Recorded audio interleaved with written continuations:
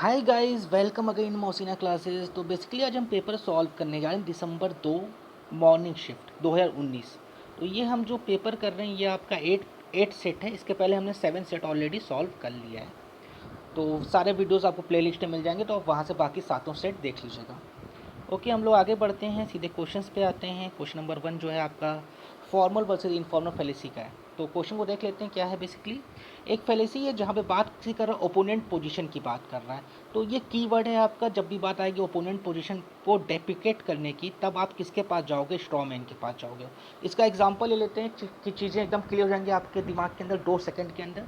मान लीजिए दो पॉलिटिशियन बैठे हैं, एक कांग्रेस का एक बीजेपी का है। ठीक है, कांग्रेस वाला बोलता है ऐसा है कि देश के अंदर कोरोना चल रहा है, हमें अपने हेल्थ पे और एजुकेशन पे ज़्यादा खर्च करना चाहिए कंपेयर टू जो हम करते हैं डिफेंस पे खर्च। ठीक है, तो बीजेपी वाला उस पर कहता है कि ऐसा है कि आप देशद्रोही हो, दैट्स वाई आप कह रहे हो डिफेंस में कम खर्चा करने के लिए।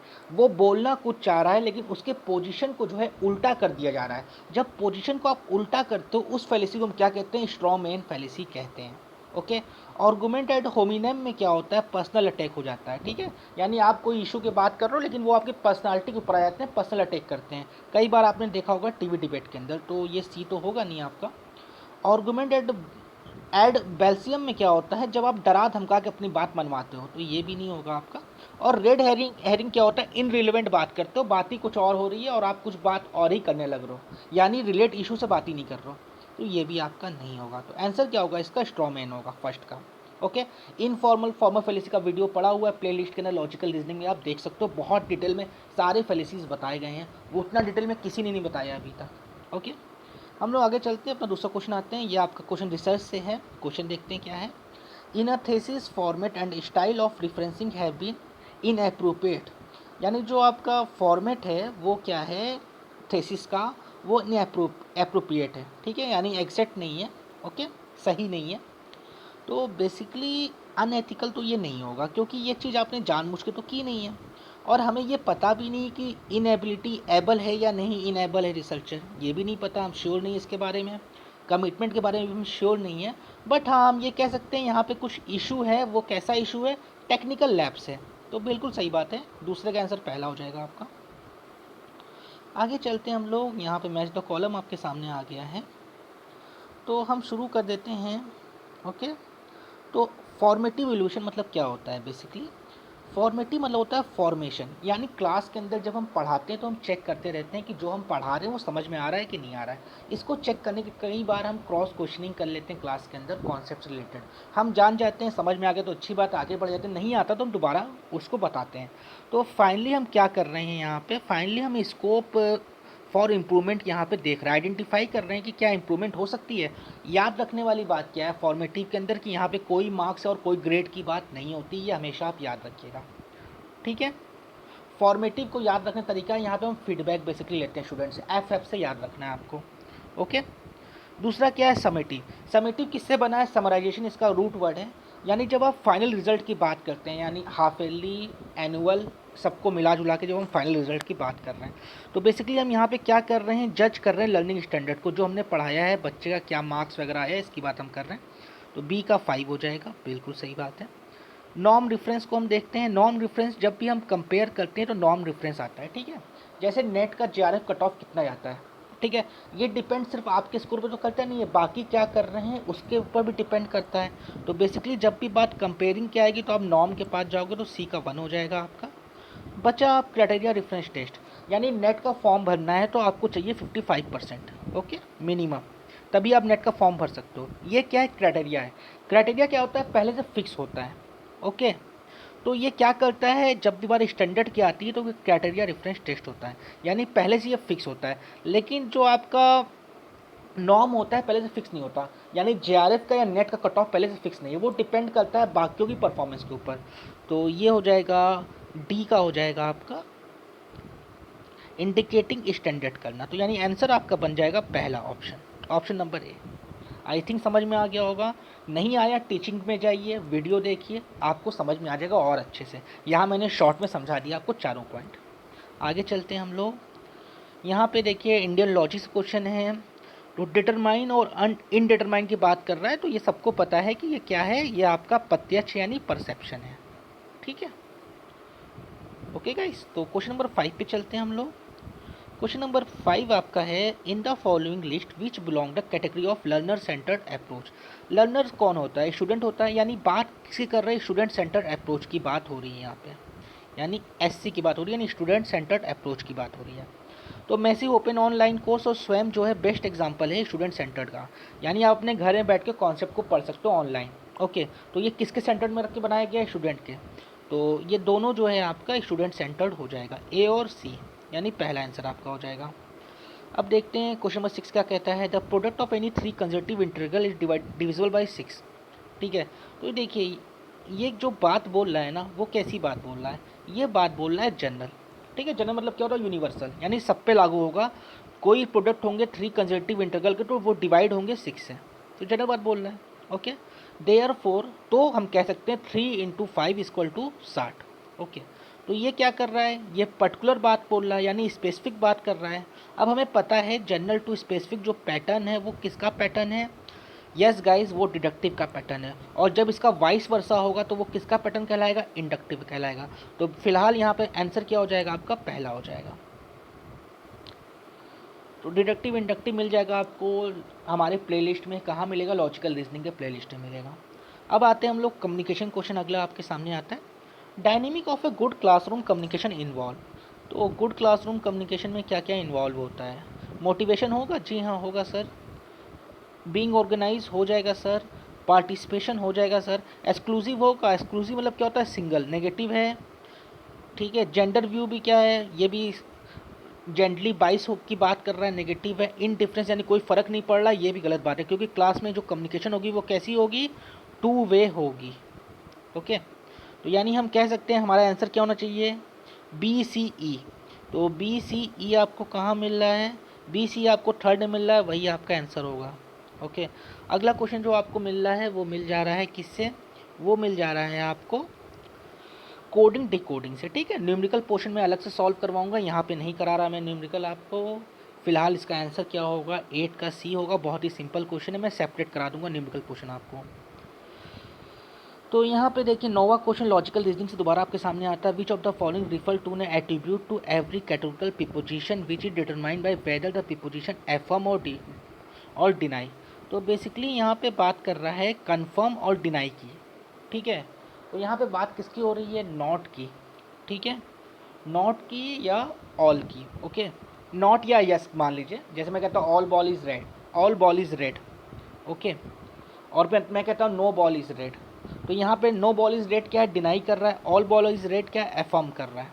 ठीक है, और यहीं भी मैं सम और ऑल की बात करूँगा। सम और ऑल की जब मैं बात करूँगा तो वो बात होगी क्वांटिटी की। ठीक है, ऑल और नॉट की जब मैं बात करूँगा वो बात होगी क्वालिटी की। तो यहाँ बात अफर्म और डिनाई की कर रहा है, तो हम बात यहाँ पे किसकी कर रहे हैं? तो सिंपल सी बात है, यहाँ पे हम लोग बात कर रहे हैं क्वालिटी की, ना कि क्वांटिटी की। ओके, अगले क्वेश्चन पे आते हैं। University department plan to undertake university कुछ स्टडीज़ कर रही है जो रिलेट करती है आपके एटीट्यूड से, वैल्यूज़ से। ठीक है, बाइसेस ऑफ टीचर, कितने बाइस हैं टीचर्स वगैरह। Biases of teacher and student are to be prove with an eye on disclosing their pattern adjustment all that. एक बात तो मुझे यह पढ़ के समझ में आ रही है जो मोटी मोटी, कि ये जो रिसर्च है ये रिसर्च है क्वालिटेटिव। अब जब ये क्वालिटेटिव रिसर्च है तो इसके अंदर एक्सपेरिमेंटल नहीं होगा, डिस्क्रिप्टिव नहीं होगा। ठीक है, और ये बात कर रहा है किसकी? पैटर्न की बात कर रहा है। तो यहाँ पे एथनोग्राफिक होगी, स्टडी ऑफ कल्चर होती है इसके अंदर। ठीक है, बिहेवियर को पढ़ते हैं, बिहेवियर को पढ़ते हैं एथनोग्राफिक के अंदर, हिस्ट्रिकल के अंदर बिहेवियर को नहीं स्टडी करते, तो ई भी नहीं होगा, यानी डी होगा। और केस स्टडी में हम करते हैं स्टडी, जी हाँ करते हैं, यानी बी और डी हो सकता है, जी सर हो सकता है। तो बी और डी, तो बी और डी कहाँ पे? चौथे ऑप्शन में है गाइस, तो यही आपका आंसर होगा। अब मेरी बात यहाँ पे याद रखना, जब भी ऐसा क्वेश्चन है तो पहले आप ये पकड़ना कि रिसर्च कैसी बोल रहा है, क्वालिटेटिव बोल रहा है क्वांटिटेटिव बोल रहा है, उसके बाद आंसर करना है, आंसर हो जाएगा आसानी से आपका। अगला क्वेश्चन आपका सिंपल इंटरेस्ट आ जाता है, 9 महीने वाला पूछ लिया गया है आपको। ठीक है, और यहाँ पे दे दिया गया है sum of ₹2000 yield 180 with a simple interest in 9 month, यानी 9 मंथ में दिया गया है। ठीक है, तो यानी 12 मंथ का निकालोगे तो 240 हो जाएगा आपका सिंपल इंटरेस्ट। कैसे हो रहा है? 180, यानी एक साल में 3 महीने कितने? 4 होते हैं। तो यहाँ पे रेशियो आपको दे दिया गया 3 का, यानी 180 डिवाइड बाई 3 इक्वल टू 60, और फिर साल में 4 होते हैं क्वार्टर, तो 60 इंटू 4 240 हो जाएगा यहाँ पे। एनुअल रेट ऑफ इंटरेस्ट पूछा, 240 का एनुअल रेट ऑफ इंटरेस्ट क्या हो जाएगा, देख लेते हैं हम लोग जल्दी से। तो ये हो जाएगा आपका 12%। ऐसे न्यूमेरिकल मैं यहाँ नहीं बता रहा हूँ, बट ऐसे ही मैंने डिस्कस कर लिया आपसे। वहाँ मैं बहुत डिटेल में बताऊँगा आपको, जो मैं न्यूमेरिकल क्लास लूँगा अलग से आपका। अगला क्वेश्चन देखते हैं, ये भी क्वेश्चन आपका रिसर्च से ही है। When a result obtained in a research study can be extended to a group larger than the sample। तो बेसिकली बात कर रहा है कि जो आप रिसर्च कर रहे हो वो एक्सटेंड कर रहा है लार्जर ग्रुप पे, सैंपल से बाहर भी आप जा रहे हो, ठीक है। यानी पॉपुलेशन होगी ये आपकी, उसमें से आपने सैंपल लिया, ठीक है, लेकिन जो पॉपुलेशन का आपने सैंपल लिया उसके बाहर आप जा रहे हो, तो ऐसी स्टडीज़ को हम क्या कहते हैं, एक्सटर्नल कहते हैं, ठीक है। और जब पॉपुलेशन से कम की स्टडी करते हैं उसको क्या कहते हैं, इंटरनल कहते हैं। तो फिलहाल 12 का आंसर सी हो जाएगा आपका। अगला क्वेश्चन भी रिसर्च से ही है आपका, देखते हैं क्या है। In a research problem studying the effect of teaching method. Teaching method के इफेक्ट को हमें पढ़ना है किसके ऊपर, स्कॉलस्टिक अचीवमेंट के ऊपर। तो यहाँ पर हमसे पूछा क्या जा रहा है, इंडिपेंडेंट वेरिएबल। देखिए 2 वेरिएबल यहाँ पे कॉन्सेप्ट समझिएगा आप। मान लीजिए क्रॉप है, ठीक है, खेत के अंदर लगा है, तो क्रॉप की ग्रो किससे होगी, बारिश से, ठीक है। तो रेन क्या है, इंडिपेंडेंट है, और क्रॉप क्या है, डिपेंडेंट है। क्रॉप किस पे डिपेंडेंट है, रेन के ऊपर डिपेंडेंट है। इसी तरह जो आपका टीचिंग मेथड है वो क्या है, इंडिपेंडेंट है। उसके ऊपर क्या डिपेंड कर रहा है, आपका स्कॉलिस्ट परफॉर्मेंस, ओके। तो in a research problem study in effect of teaching method, तो टीचिंग मेथड जो होगा आपका वो हो जाएगा इंडिपेंडेंट वेरिएबल, यानी 13 का आंसर बी हो जाएगा। ओके गाइस, तो हम लोग आगे चलते हैं। क्वेश्चन नंबर 14 पे आ जाते हैं। ये भी क्वेश्चन आपका रेशियो का ही है। यहाँ पे गाइस एक करेक्शन करना है, थोड़ा सा टाइपिंग एरर है मेरे बुक के अंदर। यहाँ पे 3:7 होगा, ना कि 9:7 होगा। एक मिनट, यहाँ पे 3:7 होगा, ओके, ठीक है, 3:7 हो जाएगा ये, ओके। तो फिलहाल इसका आंसर क्या हो जाएगा, अब 14 का ए हो जाएगा, 12:28। अब चलते हैं हम लोग आगे, आ जाते हैं। रिफ्लेक्टिव लेवल क्या होता है guys, highest level of teaching होती है ना गाइस। तो हाईएस्ट लेवल ऑफ टीचिंग हम क्या करते हैं, एक्सप्लोर करते हैं चीज़ों को। तो यहाँ पे बेसिकली आंसर आपका क्या हो जाएगा, बी हो जाएगा, क्योंकि हाईएस्ट लेवल है तो इसमें बात एक्सप्लोर की होती है, ओके। 15 का बी हो गया आपका। अगले क्वेश्चन में चलते हैं हम लोग। The principle of effective writing useful, तो इफेक्टिव राइटिंग की बात हो रही है, useful full for both student and teachers. तो क्लियरिटी होनी चाहिए, यस सर होनी चाहिए। कॉन्साइसनेस होनी चाहिए, यस सर होनी चाहिए। करेक्टनेस होनी चाहिए, यस सर होनी चाहिए। यानी 3 4 5 होना चाहिए, 3 4 5 होना चाहिए आपका, यानी आपका थर्ड आंसर हो गया। गाइज ये बुक अवेलेबल है पीडीएफ फॉर्म में, जिसकी प्राइस सिर्फ 99 रुपीज़ है। या आप चाहते हो तो मुझे आप व्हाट्सअप कर सकते हो, मैं आपको उसका पीडीएफ प्रोवाइड कर दूंगा व्हाट्सअप पे या मेल पे, जिस पे आप चाहो उस पर। तो आपको सारी पीडीएफ मिल जाएगी विद आंसर की, और सारा डिटेल एक्सप्लेनेशन मिल जाएगा आपको प्लेलिस्ट के अंदर। ओके गाइज, अगला क्वेश्चन हम लोग देखते हैं। 17वां क्वेश्चन है आपका कम्युनिकेशन से। Given below are the two statement, one is label assertion reason question है, देखते हैं सीधे assertion. Communication does not include all human behaviour of exchange of information, ठीक है। तो यहाँ पे बात ही गलत है एजर्शन की आपकी, ठीक है, क्योंकि कम्युनिकेशन इंक्लूड करता है ह्यूमन बिहेवियर को, डज नॉट यहाँ पे बोल दिया गया है, दैट्स वाई ये गलत है आपका। Communication involve the use of all 5 senses, बिल्कुल सही बात है। तो रीज़न आपका सही है, एजर्शन आपका गलत है, ठीक है। तो इसका आंसर जो आपका हो जाएगा, A is false but R is true हो जाएगा, चौथा हो जाएगा। नंबर सीरीज़ है इसके बाद आपकी, तो ये नंबर सीरीज़ बढ़ रही है 5 10 20, फिर 40 से बढ़ेगी आपकी, तो 18 का आंसर हो जाएगा आपका पहला।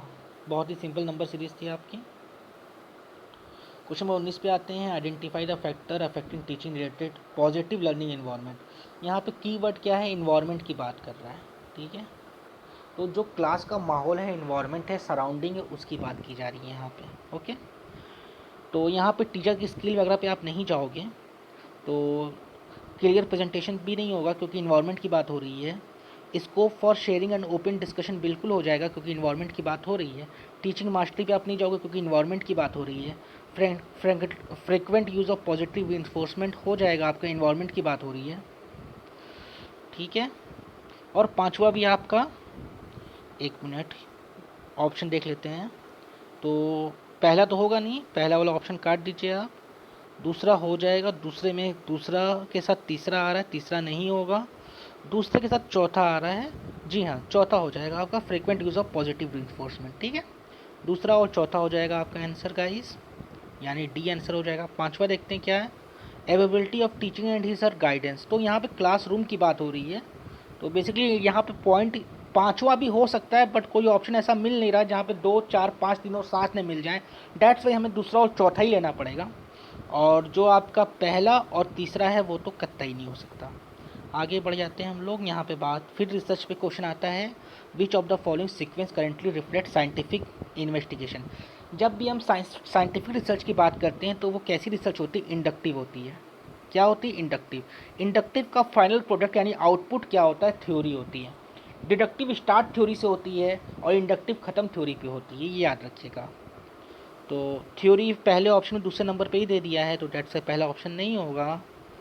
ठीक है, यहाँ पे testing observation theorizing and deducting consequences B भी अच्छा लग रहा है, सही लग रहा है, लेकिन टेस्टिंग हम पहले कैसे कर लेंगे, इसलिए ये नहीं होगा आपका।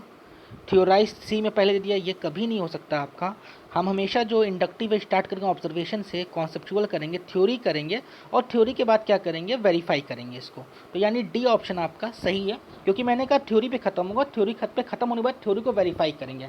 जैसे न्यूटन का लॉ वगैरह बना है तो वो वेरीफाई भी होता है, ये लॉ सही है या नहीं सही है। ओके, एक किसी क्वेश्चन पे आते हैं, which of the following is the key teaching behaviour to make a teacher effective. Teacher को इफेक्टिव बनाना है भैया, देखते हैं क्या है।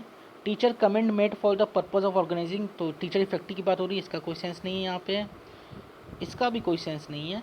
देखिए टीचिंग का मेन ऑब्जेक्टिव क्या होता है कि स्टूडेंट को समझ में आए कॉन्सेप्ट सारा। वो समझ में कब आएगा, जब इंगेजमेंट होगी क्लास के अंदर, यानी स्टूडेंट आपकी बात सुनेगा, आपकी बात को समझेगा, यानी टू वे कम्युनिकेशन होगा। तो आंसर आपका सी हो जाएगा। यूजिंग स्टूडेंट आइडिया जरूरी नहीं कि वो आपको इफेक्टिव कर दे, ये एक अच्छा ऑप्शन है बट ज़रूरी नहीं है ये। लेकिन इंगेजमेंट होगी तो ये ज़रूरी है कि इफेक्टिवनेस आ जाएगी अपने आप। तो अगला क्वेश्चन आपका इंडियन लॉजिक से दोबारा आता है। इंडियन लॉजिक बहुत इंपॉर्टेंट टॉपिक है, वीडियो पड़ा हुआ है, वहाँ पे आप देख सकते हो लॉजिकल यूनिट के अंदर। तो यहाँ पे देखिए टर्म पक्ष की बात कर रहा है। पक्ष क्या होता है आपका, वो होता है माइनर टर्म। ठीक है, हेतु जो होता है वो होता है मिडिल टर्म, और साध्य जो होता है वो होता है मेजर टर्म। तो बेसिकली यहाँ पे पक्ष की बात कर रहा है तो माइनर टर्म होगा, यानी आंसर सी हो जाएगा। A teacher tell his student when you learn this you will be able to carry out your project, what does the communication suggest। थोड़ा सा क्वेश्चन अजीब सा था, लेकिन बात तो ये है कि टीचर अपने स्टूडेंट से यही कह रहा है कि यह चीज़ को आप लर्न कर लोगे तो अपने प्रोजेक्ट को आप अच्छे से कर सकते हो। तो ये कम्युनिकेशन क्या सजेस्ट करती है, तो बेसिकली रिइंफोर्समेंट कर रही है, डरा तो नहीं रही है ये आपको सजेस्ट ही कर रही है बेसिकली। इंटरेस्ट और एम्बिगियस एडवाइस तो बिल्कुल नहीं है, बी और सी तो बिल्कुल नहीं हो सकता। तो यहाँ पे बेसिकली रिइंफोर्समेंट ही आपको दिया जा रहा है कि आप ये काम कर लोगे तो आपको अपने प्रोजेक्ट में अच्छा रहेगा और आप अच्छे से आगे बढ़ सकते हो। तो यानी डी इसका आंसर हो जाएगा। तो यहाँ पे instructional communication in the distance education, तो डिस्टेंस एजुकेशन की बात हो रही है तो बहुत से स्टूडेंट कहेंगे कि अनस्ट्रक्चर होता है। जी बिल्कुल नहीं, एक स्ट्रक्चर सिलेबस उसका होता है और लगातार जो होता है ऑनलाइन क्लासेस उसकी होती हैं। जैसे NIUS वगैरह की जो है ऑनलाइन क्लासेस होती है, स्ट्रक्चर सिलेबस होता है पूरा आपका। तो 24 का आंसर डी हो जाएगा आपका। आगे हम लोग बढ़ते हैं। If an inversely proportion A to B, inverse मतलब क्या होता है, अपोजिट रिलेशनशिप। ठीक है, जैसे डिमांड और प्राइस में क्या है, अपोजिट है, यानी प्राइस बढ़ेगा तो डिमांड घटेगी और प्राइस घटेगा और डिमांड बढ़ेगी। इनवर्स रिलेशनशिप है ए और बी के बीच में। ओके फाइन, और बी और सी के बीच में भी इनवर्स रिलेशनशिप है, यानी ए का अपोजिट बी है, बी का अपोजिट सी है। तो यानी हम कह सकते हैं ए बी का अपोजिट है तो ए, और बी सी का अपोजिट है, तो हम कह सकते हैं ए जो होगा सी के जो होगा डायरेक्टली प्रोपोर्शनेट हो जाएगा, क्योंकि बी और सी में क्या है, अपोजिट रिलेशनशिप है, और ए और बी में भी है। तो दुश्मन का दुश्मन दोस्त होता है, वही वाली बात यहाँ पे हो रही है बेसिकली। तो हम कह सकते हैं 25 का आंसर जो होगा आपका वो हो जाएगा बी। DI है इसके बाद, DI में आपको अलग से सॉल्व करवाऊँगा। बेसिकली यहाँ पे जो है हम देख लेते हैं इसके आंसर्स को। तो 26 का आंसर आपका बी हो जाएगा। आप जो है इसको वो कर सकते हो, स्क्रीनशॉट ले सकते हो। 27 का आंसर जो होगा आपका हो जाएगा इसका भी बी हो जाएगा। 28 का आंसर आपका हो जाएगा डी। 29 का आंसर हो जाएगा आपका डी। डी, ठीक है। और 30 का आंसर हो जाएगा आपका बी। अब आती है बात क्वेश्चन नंबर 31 पे, जो कि इन्वायरमेंट से है। विच one of the following indicate of the United national framework convention of climate change, UNFCCC. बहुत इंपॉर्टेंट है ये, ओके। इन्वायरमेंट के वीडियो में आपको मिल जाएगा। तो बेसिकली ये जो बात करती है वो किसी करती है prescribe limit of the green house gases की बात करती है ये। तो 31 का आंसर आपका हो जाएगा। सॉरी, ग्रीन हाउस गैसेस की तो बात करती है लेकिन दो ऑप्शन में है ना, तो वो स्टेबलाइज करने की बात करती है, स्टेबलाइज करने की ग्रीन हाउस गैसेस की बात करती है। तो 31 का आंसर ए हो जाएगा। तो 31 का आंसर पहला हो जाएगा। तो दूसरा क्वेश्चन क्या है, which of the following is a decision support system for assisting people in taking best decision for their children future. तो डिसीजन सपोर्ट सिस्टम की बात कर रहा है जिसके थ्रू जो है गार्जियन अपने बच्चे के भविष्य के बारे में अच्छा फैसला ले पाए, ओके। तो देखते हैं क्वेश्चन में क्या क्या है। ई पाठशाला तो एजुकेशन का है, बिल्कुल नहीं होगा। स्वयं प्रभा जो ऑनलाइन आपका, सॉरी ऑनलाइन नहीं, जो डीटीएच सर्विस है आपकी, जो टीवी पे आता है वीडियो लेक्चर्स वगैरह एजुकेशन रिलेटेड, वो है आपका। साला सिद्धि भी नहीं होगा, इसका सारांश होगा, ठीक है। तो फिलहाल हम चलते हैं अगले क्वेश्चन पे। Which of the following UN conference summit adopted the programme of action for sustainable development, यानी एसडीजी गोल्स की बात कर रहा है बेसिकली ये हमने कहाँ से लिया था, ये हमने लिया था रियो डी जेनेरियो से, ठीक है, जो कि राजधानी है ब्राज़ील की। और ये जो है आपका अर्थ समिट भी इसको हम कहते हैं, ओके। इसके बाद हम आते हैं क्वेश्चन नंबर 34 पे, जो कहता है consider the following storage device. तो hard disk, CD ROM, DVD ROM की बात कर रहा है। और बेसिकली कह रहा है असेंडिंग ऑर्डर में, यानी कम से ज़्यादा तरफ हमें जाना है। सबसे सबसे कम स्टोरेज किसकी होती है, सबको पता है, सीडी रोम की होती है। इस तरह से भी आप सोचिए, सीडी में जो होती है एक मूवी आती है, डीवीडी में जो होती है 4 मूवी आती है, और हार्ड डिस्क में आप हज़ारों मूवी को स्टोर कर सकते हो। तो 2 सबसे कम हो जाएगा, 3 उससे ज़्यादा, और सबसे ज़्यादा पहला हो जाएगा, यानी असेंडिंग ऑर्डर होगा 2 3 1 का आपका। अगला क्वेश्चन आपकी है, मिनिस्ट्री से the government of India has set up the ministry of जल शक्ति by the merging of renaming which of the following. तो जल शक्ति मिनिस्ट्री को मर्ज किया गया, बहुत सारे मिनिस्ट्री को मर्ज किया गया जो रिलेट करते हैं किससे, वाटर के साथ। तो बेसिकली ये आपका आंसर हो जाएगा इसका 35 का सी हो जाएगा आपका। Ministry of water resources, ministry of river development, Ganga, ministry of drinking water and sanitation, sorry. तो आंसर सी हो जाएगा आपका, okay. Which of the following is a non statutory body, यानी जो पार्लियामेंट या में जो है जिसको जिसको पार्लियामेंट के थ्रू ना बनाया गया हो, वैसी बॉडी कौन सी है। National council of teaching education या यूजीसी, ये सब क्या हैं आपके, ये सब के सब क्या हैं, स्टेचुटरी बॉडी हैं, यानी ये पार्लियामेंट के कानून के तहत जो हैं इस्टेब्लिश हुए हैं, ओके। पहला है आपका बार काउंसिल, बिल्कुल है भैया। आरसीआई भी है आपका, मेरी समझ से डी नहीं होगा।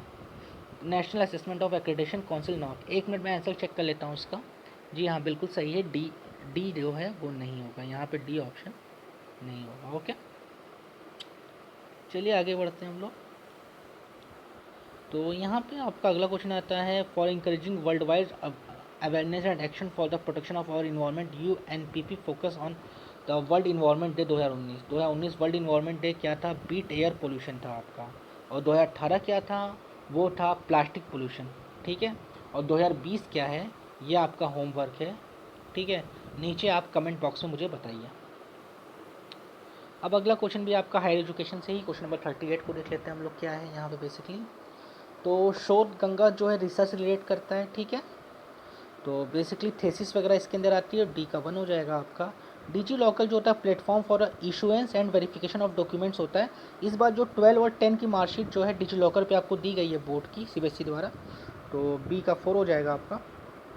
और विद्वान जो है आपका, नाम से ही है विद्वान, आप समझ ही रहे हो हिंदी वर्ड है, तो ये जो है साइंटिस्ट वगैरह से रिलेट आप कर दोगे आराम से। और जो शख्स है वो एजुकेशन पोर्टर है, ओके। एक बार हम जल्दी से इसको देख लेते हैं क्या क्या है आपका।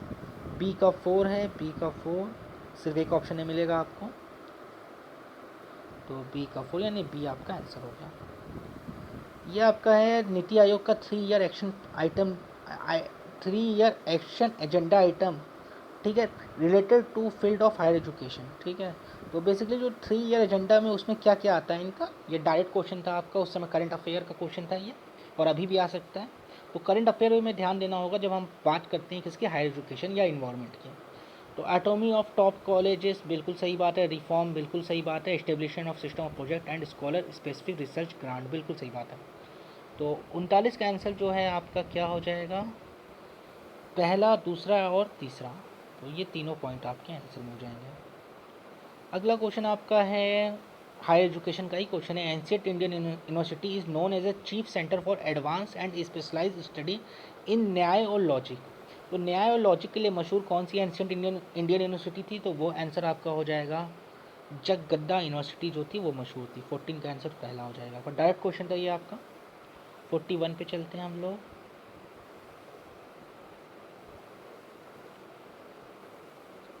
ठीक है, 41 क्वेश्चन है, which of the following is not suitable in context of email. तो इसका आंसर होगा email in snail mail. Snail mail क्या होता है, वो ट्रेडिशनल फॉर्म का मेल जो कि आपको कौन देता है, डाकिया ला के पहुँचाता है। तो ईमेल में तो ऐसा होता नहीं है। कंप्यूटर नेटवर्क पे लेटर सेंड करते हैं, बिल्कुल सही बात है, पहला सही है। It can be use to send unsolicited message, वो भी सेंड कर सकते हैं इसके अंदर। Email address include domain name, बिल्कुल डोमेन नेम इंक्लूड होता है इसके अंदर। ईमेल इज स्नेल मेल, बिल्कुल गलत बात है। ये जो है आपका उस तरह का नहीं है जैसे लेटर दिया जाता है डाकिया के द्वारा, उस तरह चीज़ें नहीं होती इसके अंदर। 42वां क्वेश्चन है, पूछ क्या रहे हैं आपसे, विच of the following constitute non conventional learning. ठीक है, स्पान होता है, म्यूजियोलॉजी भी आप मान सकते हो, टी भी मान सकते हो, ओरिएंटल लैंग्वेज नहीं होता आपका। पहला, तीसरा और चौथा, यानी नॉन कन्वेंशनल जो नई तरह की स्टडीज़ हो रही है जिससे थ्रू जॉब्स वगैरह मिल रही हैं, उसकी बात यहाँ पे हो रही है। पहला, तीसरा और चौथा आपको कहाँ मिल रहा है, पहला, तीसरा और चौथा आपको मिल रहा है तीसरी ऑप्शन में, तो वही आपका आंसर होगा। Identify the environmental issue which are local in nature. Local का मतलब क्या है कि जो पूरे वर्ल्ड से रिलेट नहीं करता हो। वाटर लॉगिंग लोकल है, जी हाँ। आपके गली मोहल्ले में पानी लगता है, लोकल है, जी हाँ, बिल्कुल सही बात है। कूड़ा का सॉलिड वेस्ट मैनेजमेंट लोकल है, जी हाँ। कूड़े की मैनेजमेंट जो होती है मोहल्ले की, शहर की होती है, लोकल होती है। लैक पोल्यूशन जो होता है वो भी एक स्पेसिफिक एरिया में होता है। ठीक है, ओजोन लेयर की बात तो हो ही नहीं सकती आपकी, तो देख लेते हैं हम लोग फिलहाल। पाँचवा छठा तो होगा आपका सॉइल इरोजन भी। एक मिनट, 43 का क्वेश्चन आपका है ना, यहाँ पे थोड़ा ऑप्शन में एक गलती हो गई थी। तो यहाँ पे दूसरा लेक पोल्यूशन होगा, और सॉइल इरोजन को भी ये मान रहे हैं। तो सॉइल इरोजन भी, हाँ, स्पेसिफिक एरिया का मेथड होता है, ठीक है, फॉर्म स्पेसिफिक एरिया की बात होती है। ओजोन लेयर तो पूरी दुनिया की बात है, तो डेट्स वाई ये मान नहीं सकते हम लोग लोकल इन नेचर, और क्लाइमेट चेंज को नहीं मान सकते। इन दोनों को छोड़ के बाकी सबको आप मान सकते हो। तो लेक पोल्यूशन हो गया आपका, सॉइल इरोजन हो गया, यानी यहाँ पे आंसर आपका हो जाएगा, यहाँ पे पहला नहीं, पहले की जगह 2 लिख दीजिएगा, यहाँ पे 2, ठीक है, 2, 3, 5, 6, यानी पहला ऑप्शन आपका आंसर हो जाएगा। चलते हैं आगे हम लोग। तो in computer related activity what is the full form of वोम। वोम का फुल फॉर्म क्या होता है, फुल फॉर्म बहुत आते हैं आईसीटी में, इसको ध्यान दीजिएगा आप। राइट वंस रीड मैनी, तो ये आपका इसका हो गया 44 का सी। 45 क्वेश्चन आते हैं, which one of the following has been basis for introduction of yoga. तो ये क्वेश्चन है, योगा को जो इंट्रोड्यूस किया गया था वो किसके तहत किया गया था, तो ये किया गया था आपका नेशनल पॉलिसी ऑन एजुकेशन 1986 के तहत इसको जो है रिकमेंड किया गया था। 45 का आंसर बी होगा। ठीक है, तो जो डिफरेंट एजुकेशन पॉलिसीज़ हैं वहाँ से क्वेश्चन आता है एग्ज़ाम में, इसका पढ़ा है वीडियो आपका हायर एजुकेशन में, वहाँ से आप देख सकते हो। इसके बाद आपका क्वेश्चन है पैसेज का, तो पैसेज आप देख सकते हो, और इसको जो चाहो तो इसकी पिक भी क्लिक कर सकते हो, ओके, स्क्रीनशॉट ले सकते हो। फ़िलहाल मैं इसका सिर्फ आपको आंसर दे देता हूँ। 46 का आंसर जो होगा आपका डी होगा। 47, एक मिनट, 47 का आंसर जो होगा आपका वो हो जाएगा भी डी हो जाएगा, 47 भी डी हो जाएगा। 48 जो होगा वो बी हो जाएगा, ओके। 49 जो होगा वो आपका सी हो जाएगा, और 15 जो होगा वो आपका हो जाएगा सी, सॉरी डी नहीं सी। तो गाइज़ ये जो मैं क्वेश्चंस करा रहा हूँ इसका पीडीएफ आपको चाहिए, बुक के फॉर्म में चाहिए, ठीक है, वो आपको हार्ड कॉपी मिल जाएगी 199 की, सॉफ्ट कॉपी मिल जाएगी 99 रुपीज़ की, ओके गाइज़। तो आपको या लेना है तो आप मुझे व्हाट्सअप कर सकते हो, मैं व्हाट्सअप नंबर प्रोवाइड कर दूँगा नीचे कमेंट बॉक्स के अंदर, तो आप उसको व्हाट्सअप कर सकते हो और बुक को परचेस कर सकते हो। फ़िलहाल ये 8वां सेट था जो सॉल्व हो गया आज। अब 2 सेट और बचे हैं जो मैं बहुत जल्द करा के इसके 10 सेट कंप्लीट कर दूँगा और फिर हम चलेंगे कहाँ पे, जून के सेट के ऊपर। Good night, take care.